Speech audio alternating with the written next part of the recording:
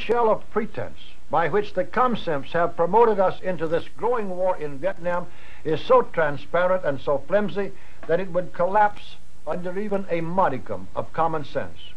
But how are we to get that common sense applied? Or will the American people simply never learn from experience?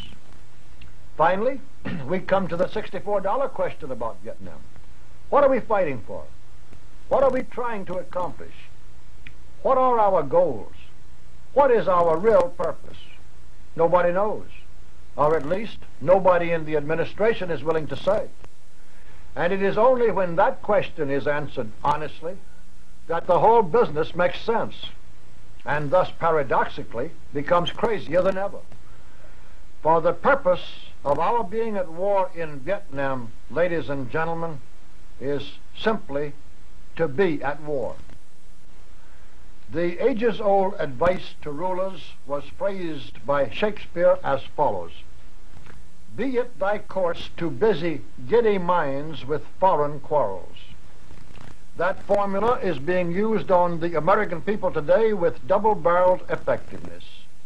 For the objective is not simply to distract the attention of gullible minds from the steady advance of state socialism and government regimentation at home, although this it certainly does, but the more sinister, though parallel purpose, is to use the very fact of our being at war as an excuse and a means of speeding up that advance, of gradually completing the transition into state socialism, and of converting the increasing and tightening regimentation into the framework of a totalitarian police state.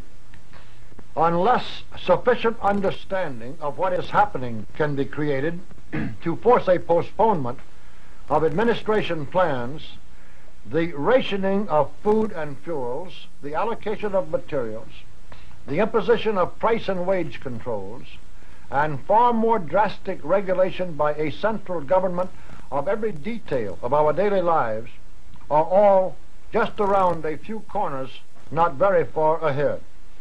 And the fact that we are at war is to be the excuse and the means for suppressing all opposition to such policies, for brutally tightening the arbitrary enforcement of government regulations, for making all opposition to government policies synonymous with treason, for ruthlessly liquidating all resistance, and for irresistibly fastening the shackles of the police state around the bodies and over the lives of all the American people.